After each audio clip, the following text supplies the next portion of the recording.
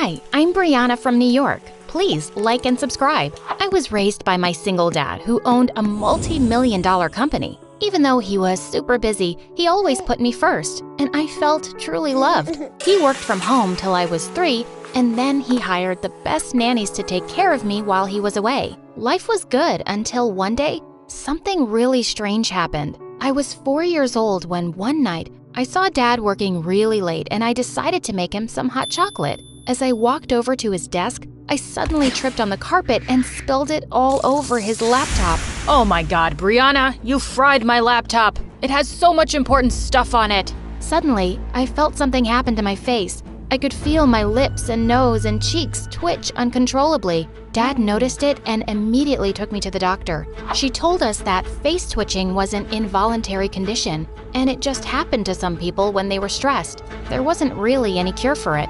When I turned 5, Dad enrolled me in the best school around. In the first lesson, the teacher asked us all to write a few lines about ourselves. But this girl next to me kept talking so loudly with her friends, I could hardly focus. Hi, can you make a little less noise, please? I'm trying to write and… Gosh, are you telling me you're as stupid as you look? Don't interrupt me again. Just then, my face twitched, and she looked even angrier as the others laughed. She thought I was mocking her, and after that day, Mona became my sworn enemy. And it just stayed that way forever, even when we got older. Once, when I was in 7th grade, Dad and I got stuck in traffic on our way home, and we saw a homeless couple on the pavement fighting over a sandwich. A boy my age was sitting near them with a basket of apples, and he came running towards us. Sir, would you like to buy a pound of apples? It only costs $1, and with that, I'll buy dinner. Dad bought 5 pounds and gave him $200. The boy's face lit up and he skipped off happily.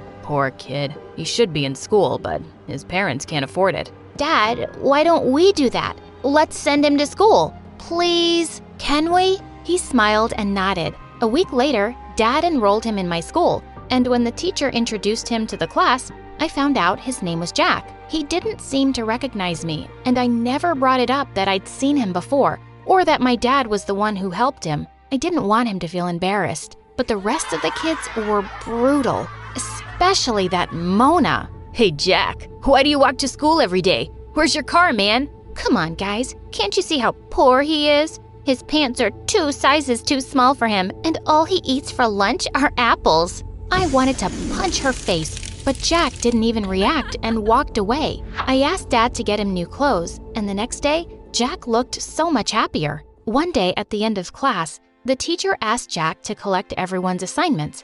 As he was walking through the aisle, someone stuck a leg out and he tripped and landed hard on the floor. I rushed forward to help him, but Mona got there first and threw a whole bottle of ink on him. That was it. I grabbed her bag and threw everything out of the window. She screamed and pulled my hair. I turned around and slapped her face. As we wrestled, we went crashing into a poor kid's solar system project, sending planets flying everywhere. We both ended up in detention, but it was worth it. The next day, I saw Jack walking towards me in the hallway, and I felt nervous. It was the first time we'd be talking. As he got close, my face started twitching. He stopped and abruptly turned away. Oh no! Jack, please stop. I didn't mean to tease you. You just wrinkled your nose like I'm something disgusting. I thought you were different after what you did yesterday. Just let me explain, will you? I told him about my condition and his face softened. We started hanging out after that, and soon we became friends. Well, I started having a small crush on him. He was sweet and simple, unlike any of the other rich, hoity-toity boys I knew. A few days later at a park entrance, someone was selling lottery tickets and we both got a ticket each for fun. The results were posted online the next day, but Jack said he was too nervous to look. I laughed and took both tickets and started scrolling through the results. My eyes almost popped out when I saw some numbers. The winning one was mine. OMG, I just won the $10 million lottery. I didn't really need it, but this money could change Jack's life. So without another thought, I switched our tickets. Oh my God, Jack, you've won freaking $10 million. Can you believe this? He stared at me in shock, then started whooping and jumping around like a crazy monkey. It was the best moment of my life. I was so excited to meet him after the weekend, but as soon as I entered school, I spotted him in a corner surrounded by some kids, including Mona. Gosh, couldn't they just leave him alone? I rushed forward and shouted, "Just knock it off and stop bullying." No, Brianna, relax. They're my friends. I stared at him in disbelief. Friends? These guys? Turns out, Jack was on the local news for being the lottery winner, and now everyone in school was suddenly his friend. Kids were swarming over to our table at lunch and nearly knocked me off trying to sit closer to him. Everyone wanted to know what he'd do with his millions. And well, he was spending them. One day, the flashiest yellow sports car drove up to school, and Jack jumped out of the back seat. He was now wearing branded clothes and carrying the latest iPhone, showing everyone pictures of his mansion. I was really happy for him, but he was suddenly so busy with all these new people and going to parties, I barely got to see him anymore. So one day, I texted him to ask if we could meet later, and he said he'd love to take me out for dinner. In fact, he picked out a really fancy restaurant, and it kind of felt like a date? But I was so mad when I kept waiting for 3 hours and he never showed up. He wouldn't even pick up his phone. On my way home, we were driving past some cafes when suddenly I yelled at my driver to stop. I spotted Jack under a streetlight, putting his scarf around a girl's neck and pulling her in for a kiss. And the girl was freaking Mona. I stormed over to them. "What the heck, Jack? You stood me up for dinner, and what are you doing with her?" He's kissing me, twitchy face, because I'm his girlfriend. His what? Jack, are you crazy? Gosh, Brianna, I totally forgot about dinner. And no, I'm not crazy. Mona has apologized for everything to me, and she's actually really sweet. No, she's not, Jack. Can't you see she's suddenly into you because you're rich? That's why all those other people are your friends too. What's your problem, Brianna? Why can't you just be happy for me? Does it bother you that I'm not your poor friend anymore? The one you can feel sorry for and take care of? You just can't stand that I'm as rich as you now. I can't believe you just said that. And suddenly, my face started twitching horribly. God, I hate when your face does that. It's so annoying. I snapped and slapped him across the face. I don't even know who you are anymore. And with that, I ran back to my car with angry tears down my face.